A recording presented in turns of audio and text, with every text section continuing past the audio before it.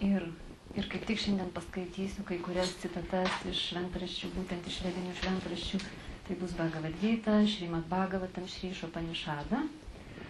Ir taip pat pakalbėsime, papasakosiu kelias istorijas. Ir taip pat paskaitysiu kelias mintis tų žmonių, kurie tuo metu buvo, tarkim, kažkas klinikinėje mirtyje, kažkas paliko kūną, inkarnavosi toliau ir kažkas tai irgi buvo klinikinėje mirtyje. Žodžiu, yra labai įdomių pavyzdžių ir paprastų žmonių, ir žmonių, kurie studijavo Vedas ir ką jie pasiekė toliau. Taigi dabar kiekvienas žmogus iš tikrųjų negalvoja daugelis apie tai, kas laukia mūsų. Ir ką dabar sako Vedos, ką sako Bhagavad Gita, kokie yra Krišnos žodžiai. Ir Krišna sako, kas gimė, tas mirs, kas mirė, tas gims. Ir taip toliau, ir tęsiasi tas gyvybės mirties ratas. Kas mirė, tas gims, kas gimė, tas mirs. Ir iš tikrųjų, dabar žiūrint į gyvybės mirties ratą, kiekvienas praeiname, bet yra kaip tik pas mane šitas paveiksliukas, jis yra Bhagavad Gitoje, kiekvienas praeiname 8 400 000 gyvybės rūšių. Iš jų yra 3 milijonai žvėrių, 2 milijonai augalų, 1 milijonas paukščiai sudaro, 1 milijonas 100 000 sudaro vabzdžiai, kirminai, 900 000 sudaro vandens gyviai ir 400 000 sudaro žmogaus gyvybės rūšių. Aišku, yra civilizuotos, yra mažiau civilizuotos. Taigi, dabar kas tame gyvybės mirties rate? Kodėl, dar parodysiu paveikslėlį, galėsite praleisti per rankas.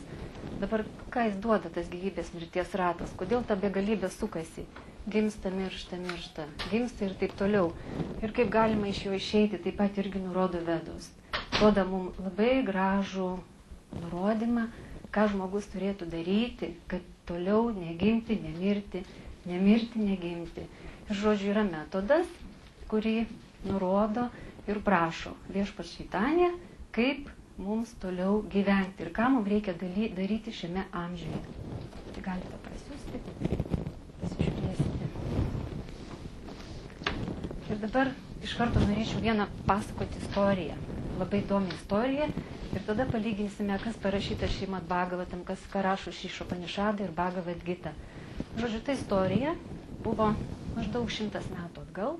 Nusikelsime į tą laikotarpį, 1906, 1935, va šitie metai. Ir žodžiu, tai buvo Indijoje, šita istorija, Madhūroje, galbūt čia daugelis žinote iš čia sėdinčių. Žodžiu, viena mergina ištekėjo, ji labai mylėjo savo vyrą ir, aišku, kai laiminga šeima, nori vaikų. Ir vieną kartą jie keliavo po Indiją, keliavo į parikramą. Ir jai tuo metu įstrigo į koją kaulas. Ir žodžiu, tada įstrigo kaulas ir tada nebuvo taip labai atkreipta dėmesį, jinai nuėjo pas gydytoją, bet labai nesureikšmino šito įvykio ir viskas tęsiasi. Ji tada pastojo ir 7 nėštumo mėnesį jai pasidarė labai blogai ir gydytojai padarė išvadą, kad reikia daryti operaciją, kad galėtų, sulaukus 9 mėnesių, pagimdyti pati savo jėgomis. Ir jai padarė operaciją ir sulaukus 9 mėnesių jinai, aišku, pagimdė sūnų ir po 3 dienų ji mirė. Ir dabar kas vyksta tuo periodu? Žodžiu, jinai labai mylėjo savo vyrą, jinai buvo prie jo labai prisirišusi ir, aišku, mylėjo savo sūnų. Taigi dabar gal paskaitysiu trumpai kai kelias mintis, žodžiu, šitos knygutės ir kas toliau vyko. Kadangi jinai mylėjo savo sūnų ir buvo prisirišusi prie vyro, jinai labai greitai gimė Delyje, netoli Madhūros, nuo 150 km ir toliau viskas vyksta tokie pastebėjimai. Jinai, kai gimsta kitoje šeimoje, sulaukus 4 metukų, jinai dar iki 4 metukų nekalba ir sulaukus 4 metukų jos buvo pirmi žodžiai: mama, kur tas mano Krišnos paveikslėlis? Ir mama nieko nesuprasdama sako, kas jai dabar pasidarė. Ir jinai pasakė tokiu akcentu, kur Delyje nebuvo žinomas. Ir žodžiu, nuo tada prasidėjo jos tas, kaip sakant, liūdnas gyvenimas. Kadangi jis įvaizdavo, yra suaugusi moteris, ji turi savo šeimą, ji prisiminė ankstesnį gyvenimą. Ir tada jai buvo tikrai labai sunku, kadangi mergaitė negalėjo priprasti prie to metinio gyvenimo ir visada sakydavo, aš noriu savo tikrus namus, aš noriu pas savo mamą, aš noriu pas savo vyrą ir noriu susitikti savo vaiką. Tai visi jos giminės, tėvai ir seserys sakydavo, kad šita mergaitė, jai kažkas negerai su galva, galbūt išaugs, pamirš kažką ir taip toliau. Ir tada ji vieną kartą eidama iš mokyklos sutiko klasioko tėtį ir jai papasakojo savo istoriją. Ir jisai jai pažadėjo, kad tave būtinai nuvešiu į tą vietą. Ir toliau, kaip klostosi įvykiai, ji pastoviai šneka, ji pastoviai kažką piešia, ji žodžiu, sulaukusi dovanų iš mamos, pasako, mamai, sako, čia netikras saris, netikras šilkas, aš noriu tikro gero sario, kur būtų šilkinis. Tai mama irgi susėmė už galvos, sako, atsirado, kas čia dabar per dalykas, 5-metė mergaitė, dar jinai man nurodinėja, kur geros medžiagos, kur blogos. Ir tada jinai pasako, kad mano vyras yra medžiagų parduotuvės savininkas ir jis labai gerai apie tai išmano, todėl išmanau ir aš. Ir žodžiu, toliau vyksta tokie dalykai, sudaromas tyrimų komitetas ir tada jinai yra labai stebima ir tada parašomas laiškas į jos buvusią gimimo vietą, jos buvusius namus ir gaunamas teigiamas atsakymas, kad taip, buvo tokia moteris, tokiu vardu, ji mirė, pagimdžiusi sūnų, taip po 3 dienų ir viskas sutapo. Tada buvo suorganizuotas susitikimas, žodžiu, kad atvažiavo pusbrolis ir ta mergaitė pamatė, pribėgo, apsikabino kojas ir sako, kaip gerai, kad tave pamačiau, kaip gerai, kad tu atvažiavai ir jie pasikalbėjo. Ir pusbrolis buvo labai sutrikęs ir pasimetęs, nes jis vienu metu matė tikrai tą seną, pažįstamą, senas akis, labai malonę moterį ir tuo pat metu vaiką. Vaiką, kuriam 5 metukai ir kuris viską labai gerai atsimena. Tada jis parašo jos buvusiam vyrui laišką, kad taip, tai tikrai ta pati moteris, kuri buvo tavo žmona ir tie visi parodymai atitinka.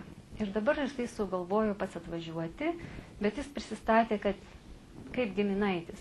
Ir kai ėjo į jų namus, jį pamatė mergaitė šitą vyrą, visą pabalo ir tiesiog išsigando ir tai suprato, kad jos vyras, jinai jį atpažino ir jie tada pradėjo kalbėtis. Ir toliau, kas vyko tokie tikrai liūdni dalykai. Jinai daug ką papasakojo, jisai sutiko ir, žodžiu, jis nuėjo miegoti viešbutį, kitą dieną atėjęs. Sako, žinote, o gal jinai čia fantazuoja, gal jai kas nors papasakojo. Man reikia kitų detalių, kur tik žinojome mes dviese apie mūsų intimų gyvenimą, apie tokius dalykus, kur tikrai niekas nežinojo, tik mano buvusi žmona. Ir tada jie pasiliko dviese kambaryje ir dabar labai toks graudus momentas. Ir jinai jam papasakojo tokį dalyką, kad jis tada ir patikėjo, jis labai išsigando ir jam buvo labai, tiesiog nemalonu, kadangi jis neištesėjo pažado duoto. Visų pirma, jinai, būdama mirties patale, sulaukė tokio pasakymo, kad daugiau aš niekada nevesiu, aš tave vieną myliu. Ir jis, aišku, po to vedė. Ir pasiteisino tai, kad aš buvau jaunas, kupinas jėgų ir visame žydėjime ir galvojau, kad tai nedarysiu, bet kai tu išėjai, palikai kūną, žodžiu, man pajutau, kad man būtinai reikia antros pusės. Ir buvo dar sulaužytas kitas pažadas, kad jinai labai taupė pinigus ir norėjo, kad tie pinigai būtų panaudoti šventyklai. 150 rupijų tais laikais buvo dideli pinigai. Ir, žodžiu, jinai sutaupusi, jos buvo paslėpusi. Bet sako, tu nepanaudojai ten, kur reikia, kodėl tu šitos mano taupytus pinigus išleidai mano pačios laidotuvėm. Tai jam buvo irgi toks momentas. Jis buvo labai sukrėstas ir dar papasakojo vieną labai svarbų dalyką. Jai labai skaudu ir jis buvo nustebęs, kad, žodžiu, kai jinai sirgo, laukėsi, jai buvo 8 mėnesiai nėštumo, ją visada išneždavo tarnai į kiemą prie šulinio, jinai ten sėdėdavo, blizgindavo puodus, žodžiu, ir tuo metu ją tarnai išnešė ir nieko nebuvo namuose. Ir tada jinai nusprendė, jin matė, kaip yra tarnaitė ir kaip žiūri jos vyrą, kokiu žvilgsniu, ir matė, kaip vyras į ją žiūri, ir jinai per skausmą susiviniavusi visai tam tikrus skudurus, sienomis įkibdama laiptais, per baisų skausmą užlipo ir pamatė, kad jie buvo vienas kitų labai užsiėmę ir jos nepastebėjo. Ir jinai papasakojo labai smulkiai va tokių daugelį dalykų, kur niekas kitas negalėjo žinoti. Ir tada vyras pradėjo prašyti atleidimo, jinai sako, aš tau atleidžiu. Tai va toks momentas svarbus. Ir dabar ta malda, jos malda. Ji buvo labai pamaldi moteris, labai dorovinga moteris. Ir todėl sekantis gimimas jos buvo taip pat labai geroje šeimoje ir pamaldžioje šeimoje. Ir todėl jos pirmi žodžiai buvo, kur tas mano Krišnos paveikslėlis. Ir dabar kalbant apie mantrą. Mantrą jinai kartojo pirmiausia po 2 valandas per dieną, po to po 6, po to po 9 ir po to po 24 valandas per dieną. Pagrindinė mantra. Ir tai, kas nulėmė, kaip klausė jos, po to susitikęs žurnalistas, sako, kas nulėmė, kad tu vėl grįžai į žemę, kokios priežastys nulėmė tau gimti vėl, nes tu tiek kartoji mantrą, tu girdėjai savo balsą ir sako, kaip tu ją galėjai toliau kartoti tuo metu, kai tu jau buvai virš kūno pakilusi. Jinai sako, todėl, kad aš mantrą kartau 24 valandas per dieną, per parą ir man šitą mantrą išliko mano pasąmonėje. Ir aš, kai atsidūriau toj plotmėje tarp inkarnacijų, tai man mantra skambėjo, bet nulėmė mano grįžimą į žemę. Tai 2 priežastys. Pirma, kad labai mylėjau vyrą ir buvau prie jo prisirišusi ir labai norėjau pamatyti sūnų. Ir išeidama mano buvo paskutiniai žodžiai, kad mes dar susitiksime. Ir sako, mantra skamba, aš susiliejau su kitais, ten buvo labai daug žmonių ir visa visuma. Ten buvo labai daug visko, musulmonai, krikščionys, visai buvo nebesvarbu, bet visa buvo esmė, kad buvo tai visa visuma. Ir vienu tarpu mantra nutrūko ir aš pasijutau, kad vėl esu gimdoje. Ten buvo šalta, nemalonus kvapas, žodžiu, vėl viskas vyko, kas turėjo vykti ir tada jinai gimė Delyje. Ir kai susitiko su sūnum, jai buvo 9 metukai, o sūnui buvo 10 metukų, metai skirtumas. Ir dabar gal aš paskaitysiu jos kelias mintis. Žodžiu, čia jinai, kai buvo susitikusi su švedų rašytojas, švedų mokslininkas, kuris studijavo sanskritą, jis ėmėsi aprašyti šitą atvejį, labai toks unikalus atvejis. Ir taip pat komitetą sudarė Mahatma Gandis, labai gerai visų žinomas. Tai jis ir palaikė visą šitą ir norėjo, kad būtų labai plačiai aprašyta ir paplytę, kadangi atvejis tikrai ištirtas. Ir žodžiu, dabar kas vyksta? Jinai parašo, kad aš reinkarnavausi, kad nuslopinčiau savo ilgesį. Kiekvienas žmogus trokšta pasiekti tobulą laimę, aukščiausią palaimę. Tau parodė vieną iš kelių, kaip pasiekti amžinai trunkančią sąjungą su Dievybe. Bet tau nepavyko, tau teko vėl įsikūnyti į asmenį. Ir dabar jinai atsako, aš padariau didelę klaidą. Mane pražudė mano troškimas vėl grįžti į žemę. Kokia jėga nubloškė tave atgal? Aš troškau pamatyti savo sūnų, aš ilgėjausi vyro. Gal stipriausias aitas su žeme buvo mano sūnus. Aš taip troškau grįžti atgal, aš jaučiausi perpildyta meilės. Kas pasmerks mane už tai, kad mylėjau? Mano meilė buvo egoistiška, aš buvau godi, reikalaujanti, aš troškau savo vyro, aš godžiai reikalavau, kad mano sūnus priklausytų man, aš troškau jo kaip man artimiausio, kaip brangiausio. Mano troškimai buvo niekingi, godus ir savanaudiški. Jų geriausias įrodymas, jog mylime, leisti mylimajam atsiskirti nuo jūsų be kartelio, nejaučiant pykčio, kitaip jūsų meilė savanaudiška. Aš buvau kupina ir savimylės, netgi po mirties. Todėl man ir teko patirti 3 mirties pakopą – reinkarnaciją. Jei būčiau sutelkusi savo mintis vien į Krišną, jei būčiau kartojusi jo vardą, tuomet mano sąmonėje te būtų likę tik tai, kas gera, taurų šventa, nebūtų buvę vietos žemiems troškimams. Tuomet mano pačios balsas jau iš pasąmonės būtų toliau nepaliaujamai kartojęs Krišnos vardą. Tačiau mano pasąmonėje girdėjusi daugybę balsų iš praeities, balsų, kuriuos aš mylėjau, balsų, kuriuos aš trošku vėl girdėti. Kaip tik todėl aš ir lioviausi girdėti Krišnos vardą, tuomet ir įvyko tai. Aš jau paminėjau, kad ji vėl pasijuto esanti gimdoje, aprašo vėl tos viskas smulkiai. Tiesiog ir vat yra tokia istorija. Istorija tikrai labai reali, pamokanti. Ir autorius gale cituoja, kad rytų šalis, rytai mus moko tokių dalykų, nes vakaruose apie sielą mažai kalbama ir mažai atkreipiama į tai dėmesį. Ir kaip veikia karmos dėsnis.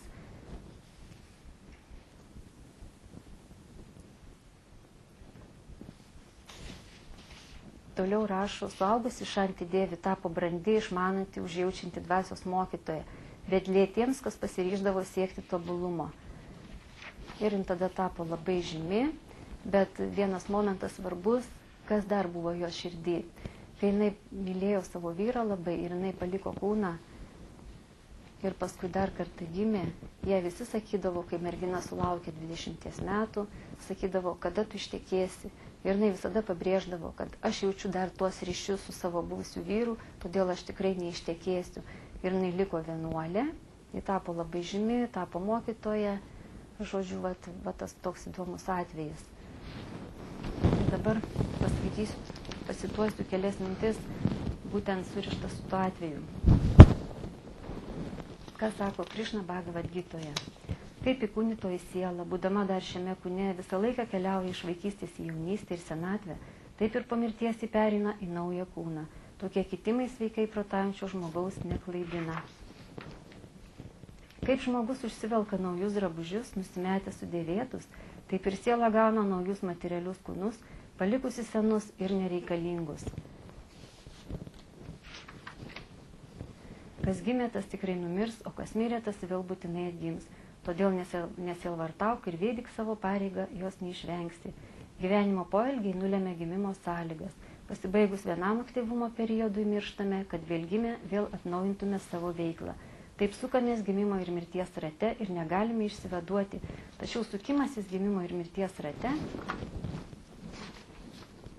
joks pagrindas beprasmiškai žudyti, laikyti skerdiklas ir kelti karus, nors kita vertus prievarta ir karai tai neišvengiami faktoriai, lemiantis teisėtumą ir tvarką žmonių visuomenėje.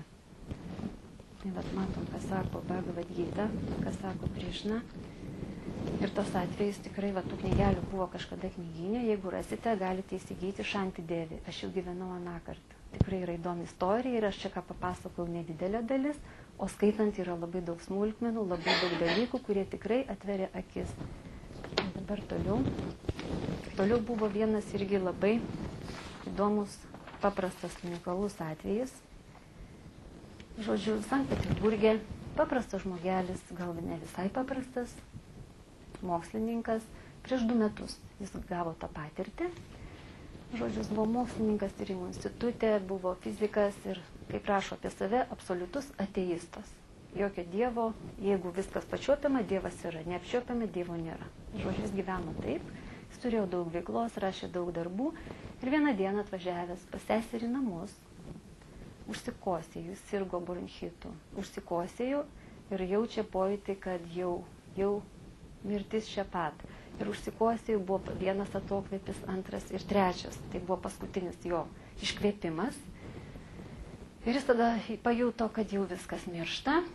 Ir įėjusi sesuo į kambarį, pamatė jį atsigulusi ant sofos ir jinai pagalvojo, kad galbūt jis nusprendė pailsėti. Bet tai jau buvo jo paskutinis kvapas. Ir žodžiu, tada jinai jį pajudino, pamatė, nėra gyvybės požymių. Kadangi sesuo buvo gydytoja, tai toj pat jį pradėjo judinti, daryti dirbtiną kvėpavimą, griebė pulsą, matė visus dalykus, žinančius ir pritaikė. Ir tada jinai mato, nieko nebeišeina padaryti. Žodžiu, ir tai truko 8 minutės. Vis tiek jin ten dėjo pastangas. Ir dabar kas įvyko per tas 8 minutės, kai šitas mokslininkas pasakoja savo įspūdžius. Kaip jis pateko į kažkokį didelį vamzdį. Kaip tuo vamzdžiu liejosi ir buvo tokia palaima, graži šviesa. Ir kaip jis ten plaukė į vieną pusę, bet sako, kas įdomiausia, kad buvo mano sąmonė. Aš jos nepraradau. Mano sąmonė buvo skaidri, graži ir viską galėjau atsiminti.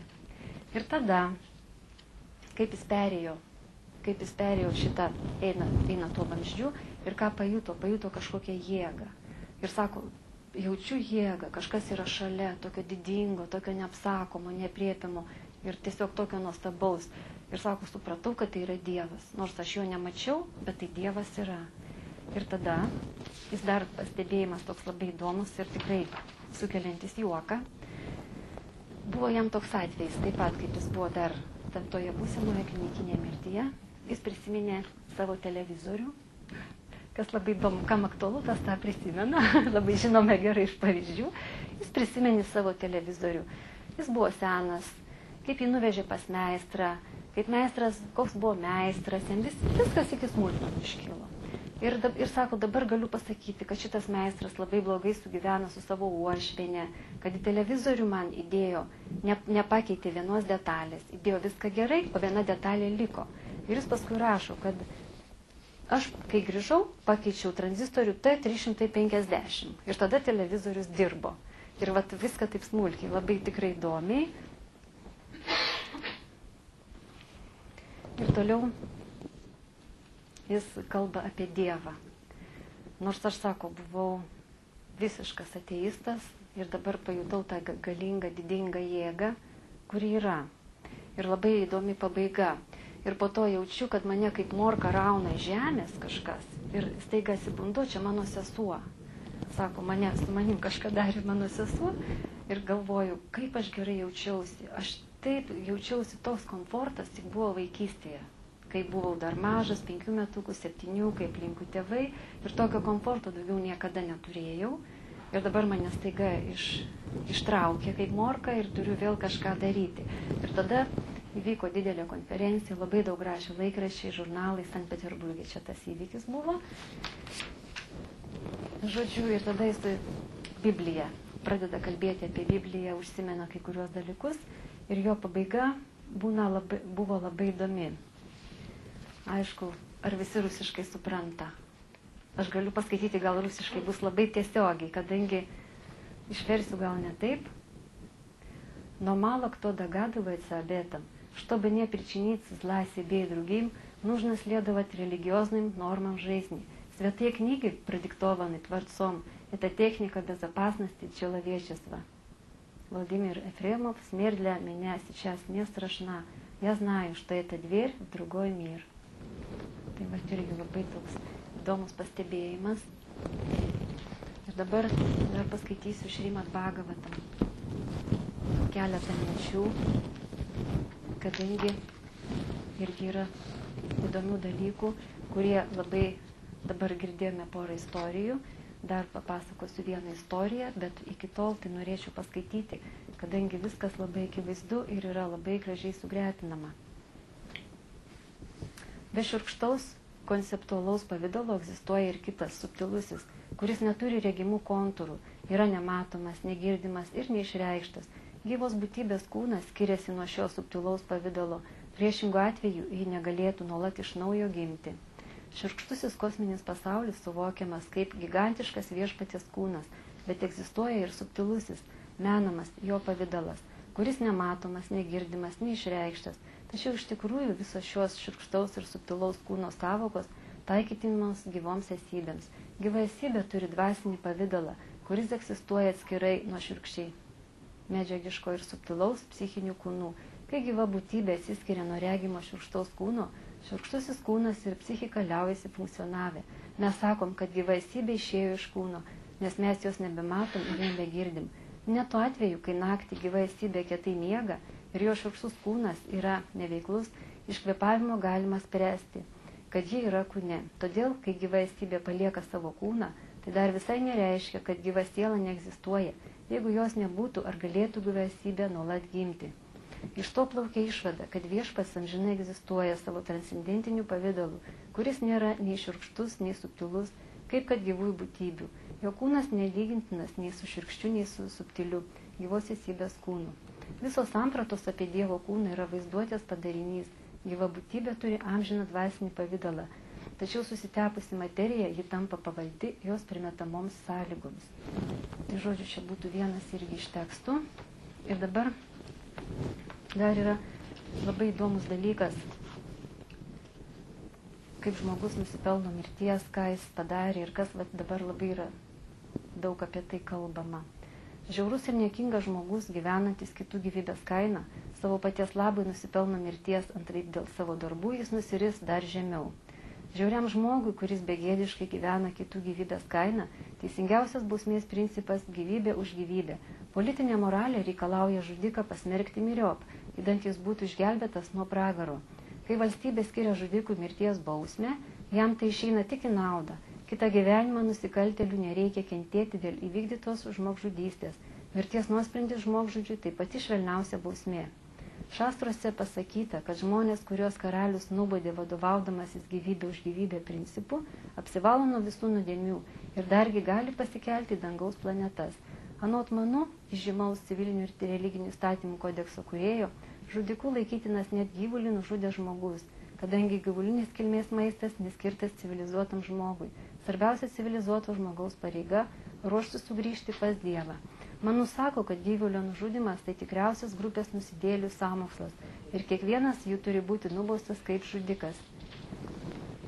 Lygiai kaip baudžiami grupinės žmogžudystės dalyviai. O grupinė žmogžudystė būtų tai: tas, kuris leidžia žudyti gyvulį, tas, kuris žudo, tas, kuris prekiauja perskersto gyvulio mėsa, tas, kuris ruošia iš gyvulio mėsos valgį, tas, kuris dalyja mėsiškus valgius ir tas, kuris valgo iš gyvulio mėsos paruoštą maistą. Yra žudikas ir pagal gamtos dėsnius jis turi būti nubaustas. Tai va dar viena mintis. Šrimad Bhagavatam. Toliau dar norėsiu papasakoti vieną istoriją. Akistata su mirtimi. Gal irgi kas esate skaitę. Žodžiu, gyveno viena brahmanų šeima, seniai. Jie turėjo sūnų, vardas buvo Džamila. Ir 20 metų šitas jaunuolis labai gražiai tarnavo dievybėm, labai gražiai atlikdavo apeigas, laikėsi visų reguliuojančių principų, studijavo šventraščius, žodžiu, gyveno labai gerą, dorovingą gyvenimą. Ir kartais, eidamas mišku, parsinešti žolės aukojimui, kušo žolė buvo naudojama aukojimams, jis pamato miške, kaip vienas girtuoklis glamonėjasi su laisvo elgesio moterimi. Ir tada jis atsisukęs pasižiūrėjo ir jam labai, ko gero, įstrigo tas vaizdas. Jis parėjęs namo, nebegalėjo tęsti savo aukojimų, jis juos darė, bet kartas nuo karto jam iškildavo šitas paveikslas prieš akis ir tokiu būdu jis pas ją nuėjo po kiek laiko ir jie susidėjo, pradėjo gyventi. Ir kas atsitiko šitam jaunuoliui, gyvenusiam gerą, dorovingą gyvenimą, neužmirštant, kaip sakant, Krišnos, jis pradėjo, kadangi pasipylė eilė palikuonių, juos reikia išlaikyti, jis pradėjo daryti viską, ką daro žmonės, kurie dirba nesąžiningai, vagia, geria, žaidžia azartinius žaidimus ir taip toliau. Žodžiu, žudo ir taip toliau. Tai žodžiu, jis pridarė labai daug nuodėmių, susilaukė 10 vaikų ir būdamas jau tikrai vyresnio amžiaus žmogumi, jam gimė 10 sūnus, kurį pavadino Narayana. Narayana yra vienas iš Dievo vardų. Indijoje labai yra populiaru pavadinti Govindą, Gopalą, Narayaną, Krišną šitais vardais, kadangi žmogus šaukdamas savo vaiką tokiu būdu gali prisiminti Dievą. Ir taip jis šaukdavo kartas nuo karto Narayaną. Tas berniukas dar buvo mažas, jis nemokėjo dar labai gerai vaikščioti ir kalbėti, kalbėjo nerišliai. Ir vieną kartą jisai jau jaučiasi, kad jau jam ateina paskutinės gyvenimo akimirkos, paskutinės minutės. Jis pajuto šitą ir jis išsigandęs, jis pamatė, kad jo siela ateina traukti 3 pragaro gyventojų siaubai, žodžiu, mirties Dievo tarnai. Ir jie atrodė tikrai buvo baisios būtybės, lyg žmogaus kūnas apaugęs šerno šeriais, ausis ten, veidai baisus. Jie atsinešė virves, užnėrė jam ant kaklo ir traukė jo sielą. Ir tuo metu jis labai išsigando. Ir kadangi savo sūnų mylėjo labai, jisai sušuko Narayaną. Ir tada kas atsitiko?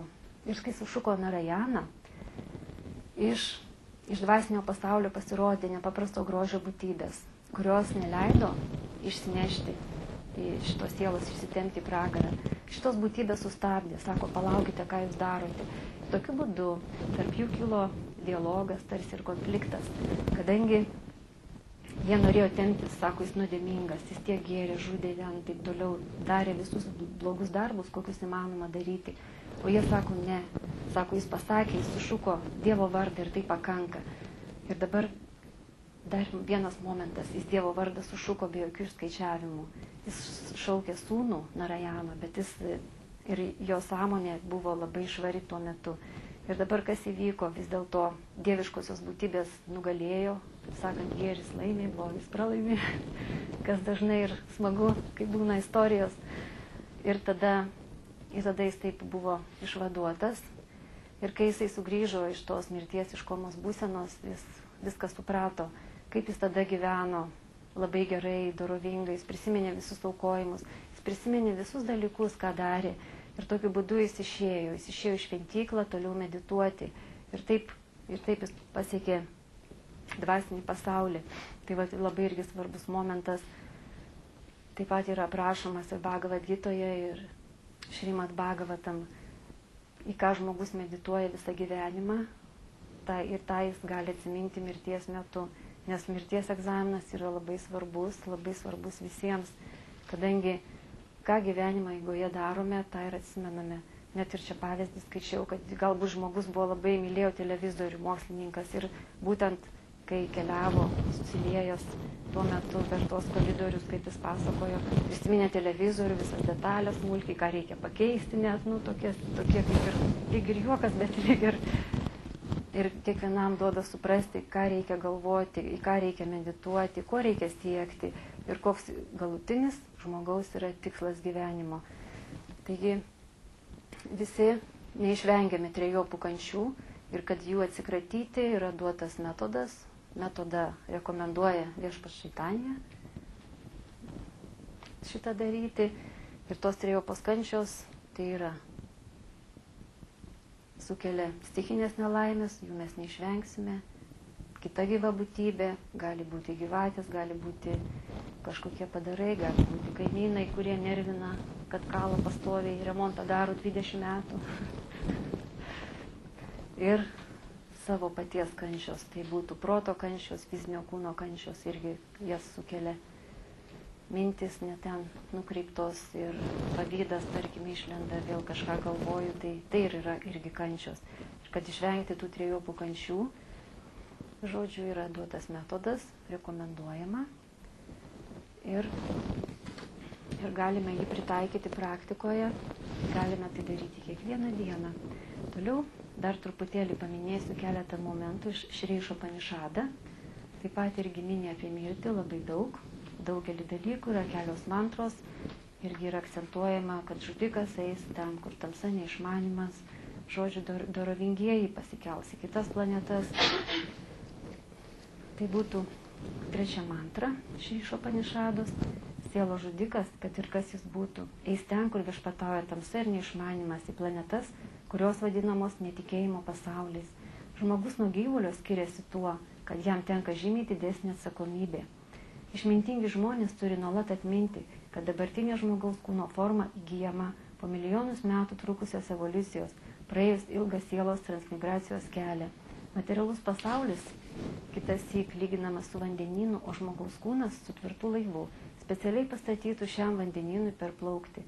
Vedų raštai ir šventieji mokytojai yra tarsi patyrę kapitonai, o žmogaus kūno galimybės tarsi palankus brizai, padedantis laivų be kliučių pasiekti tikslą. Jei turėdamas visas šias palankės sąlygas, žmogus gyvena ne tam, kad pažintų savąjį aš, jį reikia laikyti sielos žudiku. Šri Išopanišada be užuolankų perspėja, kad sielos žudikui lemta atsidurti tamsiausiuose neišmanimo srityse ir amžinai kentėti. Kiaulėms, šunims, kupranugariams, asilams ir kitiems gyvuliams jų gyvybiniai poreikiai tiek pat svarbus kaip ir mums, tačiau jų ekonominės problemos sprendžiamos pasibjaurėtinomis sąlygomis. Gamtos dėsniai žmogus suteikia visas sąlygas gyventi patogiai, bet žmogaus gyvybės forma daug reikšmingesnė ir vertingesnė negu gyvulio. Kodėl žmogus gyvena geriau už kiaulę bei kitus gyvulius? Kodėl aukšto rango tarnautojai suteikiamos geresnės sąlygos negu eiliniam klerkui? Esmė ta, kad aukšto rango pareigūnas eina atsakingesnės pareigas, analogiškai žmogaus pareigos atsakingesnės už gyvulio, kuriam te rūpi prikimšti savo alkaną pilvą. Šiuolaikinė siela žudanti civilizacija tik paaštrino alkano pilvo problemas Jeigu mes kreiptumės į rafinuotą gyvulį, turintį šiuolaikinio civilizuoto žmogaus išvaizdą, ir pasiūlytume jam daugiau dėmesio skirti savęs pažinimui, jis atsakytų, kad tenorys pasirūpinti savo pilvu ir kad alkanam savęs pažinimas nerūpi. Tačiau gamtos dėsniai negailestingi ir nepaisant to, kad žmogus neigia poreikį pažinti save ir pasiryžęs lieti prakaitą dėl sotaus pilvo, virš jo galvos nuolat kybo nedarbo grėsmė. Žmogaus gyvybės forma mūsų teikta ne tam, kad sunkiai dirbtume kaip asilai ir kiaulės, bet tam, kad pasiektume aukščiausią gyvenimo tobulumą. Tai va irgi Šri Upanishada mums dar kartą primena, ką reikia daryti, kaip reikia gyventi ir dar primena, ko žmogus skiriasi nuo gyvulio. Tai yra irgi labai toks svarbus momentas. Dar norėčiau paskaityti vieną mantrą, jau beveik nebeturime laiko. Kokį 10 minučių. Tik tas, kuris suvokia, kaip grimzdamas į nežinojimą ir sykiu išeina transcendentinio pažinimo kelią, įveikia nuolat besikartojančius gimimą ir mirtį ir mėgaujasi aukščiausiai nemirtingumo dovana. Nuo pat materialaus pasaulio sukūrimo akimirkos kiekvienas iš mūsų siekia gyventi amžinai, tačiau gamtos dėsniai tokie negailestingi, kad dar niekam nepavyko pabėgti iš mirties nagų. Niekas nenori mirti, niekas nenori pasenti ar susirgti, tačiau gamtos dėsniai nė vienam nesuteikia imuniteto mirčiai, senatvei ir lygoms. Materialaus mokslo pažanga šių problemų neišsprendė. Materialus mokslas pajėgus sukurti atominę bombą ir tuo pačiu priartinti mirtį. Tačiau jis negali sukurti nieko, kas apgintų žmogų nuo negailestingų senatvės, lygų ir mirties nagų. Tai matome, koks momentas yra svarbus, kad šito neišvengsime. Tas gyvybės mirties ratas, gimimas, lygos, senatvė, mirtis, gimimas, lygos, senatvė, mirtis. Iš šito rato yra taip paprastai išeiti, bet vėl dar kartą paminėsiu, kad yra duotas metodas. Metodą rekomenduoja Viešpats Čaitanja Mahaprabhu ir Kali Jugoje. Labai yra palanku giedoti šventus Dievo vardus, susirinkus drauge, galima ir pavieniui, namuose, atskirai, meditacija vyksta.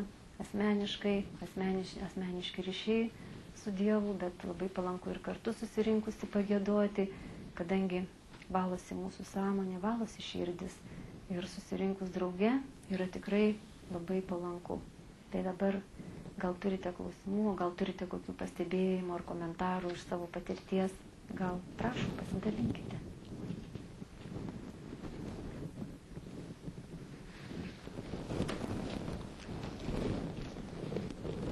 Jeigu neturite, tai dar aš tada papasakosiu dar vieną istoriją.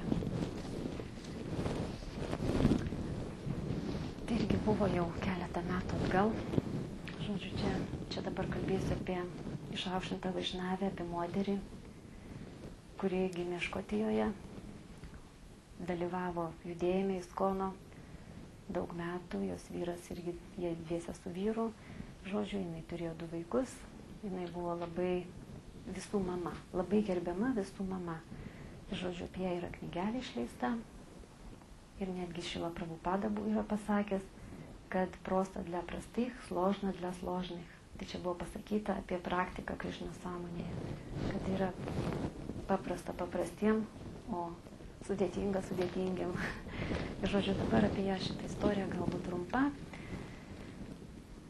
Ji turėjo labai daug tarnystės, gyveno šventykloje, vaikai mokėsi Gurukuloje, sūnus buvo irgi šventykloje ir vienu metu ji pajuto didelį galvos skausmą.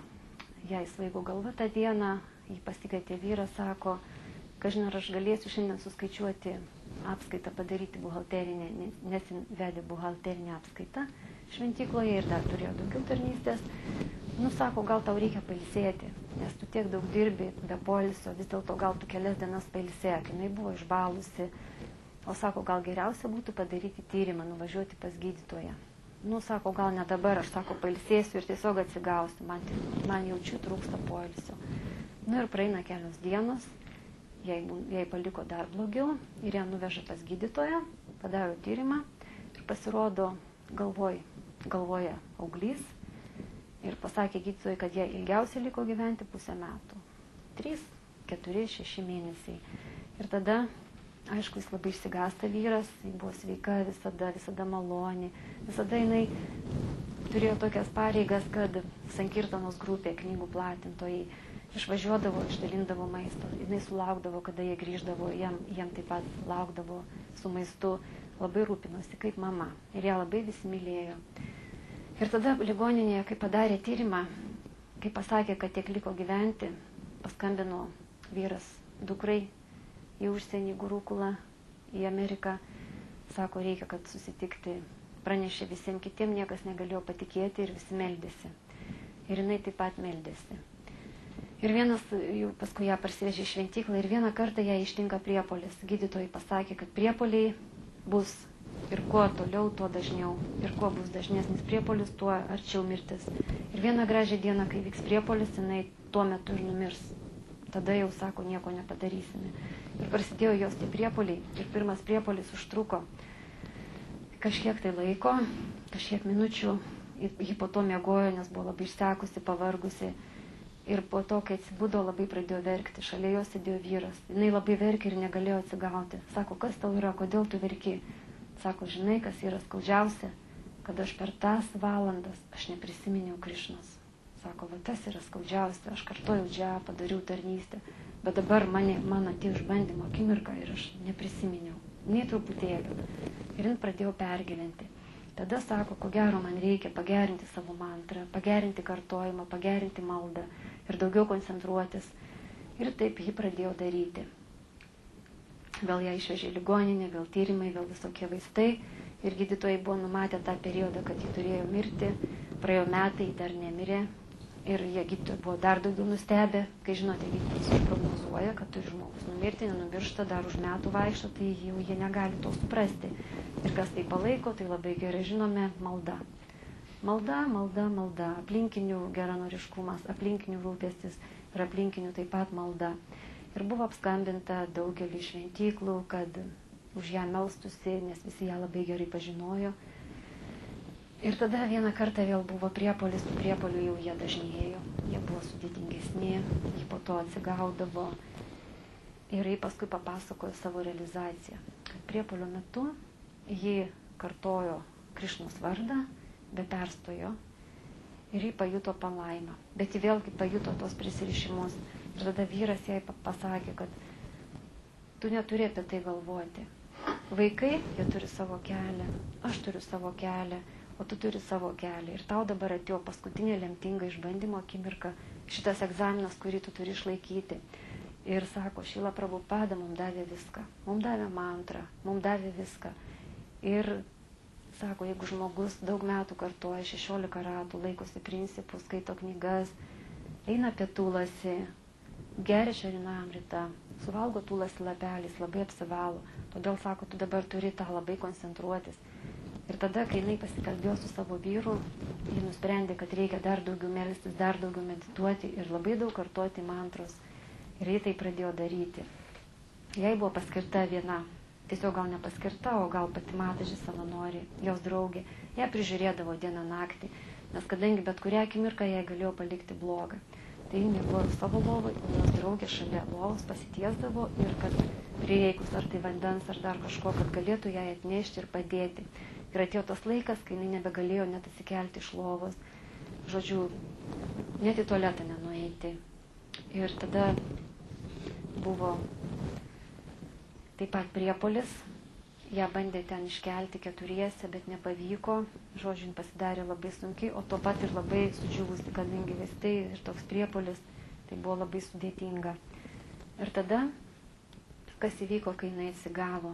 Jinai, kai atsigavo, sako, savo vyrui pradėjo pasakoti apie Krišnos žaidimus. Sako, aš mačiau motiną Jašodą, mačiau, kaip jinai ruošė Krišnai valgyti. Sako, ką tu ten darei? Sako, aš jai padėjau. O kas tu, sako, tokia esi? Gopė? Ne gopė, aš maža mergaitė, man tik 8 metukai. Ir jinai viską labai smulkiai apibrėžė, visą šitą išgyvenimą. Ir sako, o ką tu dar ten darei? Aš, sako, žaidžiau su kamoliu.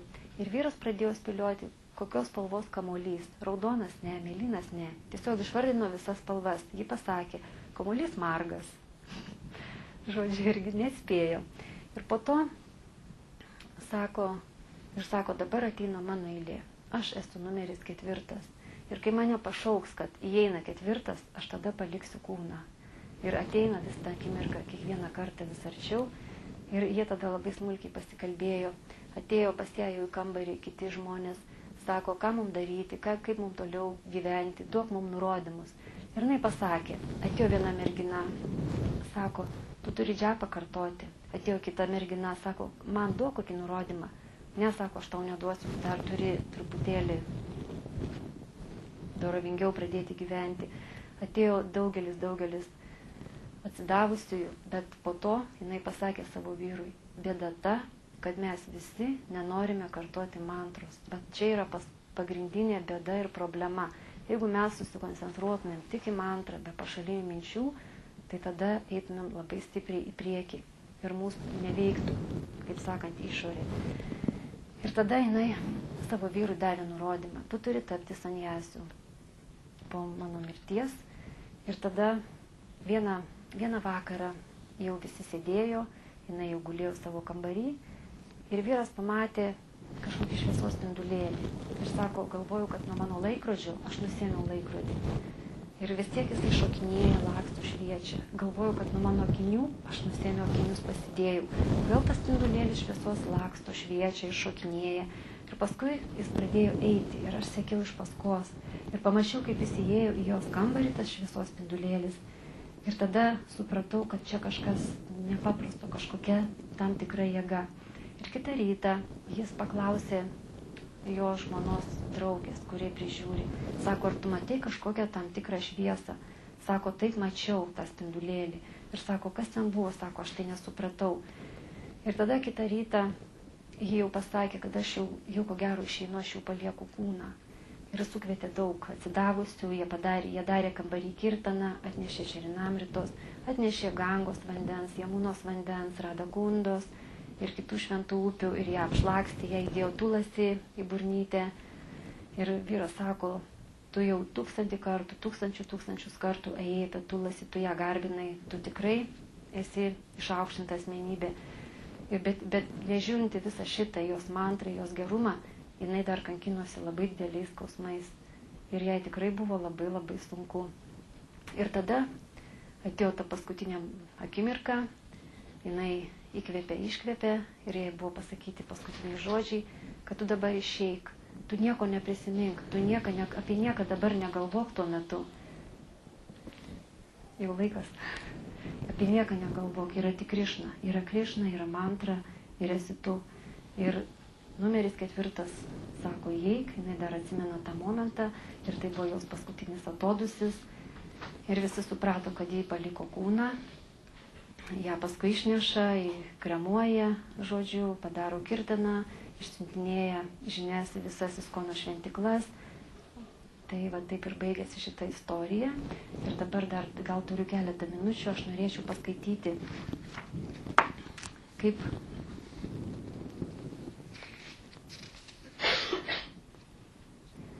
kaip jinai davė dar nurodymą.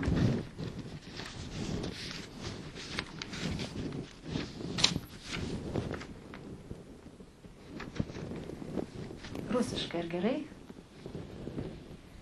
Другой раз 2 женщины приехали из Англии навестить. Они также были тронуты ее детской непосредственностью и простотой. Они попросили благословить их. На это она ответила, просто повторяйте Харе Кришна. Это все, что вам нужно, ничего более. Одна из преданных призналась, что не могла завершить свои ежедневные 16 кругов, поскольку интенсивная джапа приводила к головным болям. Но это она ответила, просто воспевай с еще большим вниманием, и боль придет. Но понимаешь, это так сложно, она ответила. На это она воскликнула, хватит оправданий, просто воспевай внимательно, как ты и обещала, тогда все твои проблемы будут решены. Преданные спросили, не хочет ли она сказать им что-нибудь особенное. Она ответила, нет, ничего более особенного, просто воспевайте. Tai gal ir baigsime tada mūsų pokalbį šiandien. Daug minčių, visiems verta pamastyti, kaip toliau daryti, kaip gyventi. Ir ačiū, kad klausėte.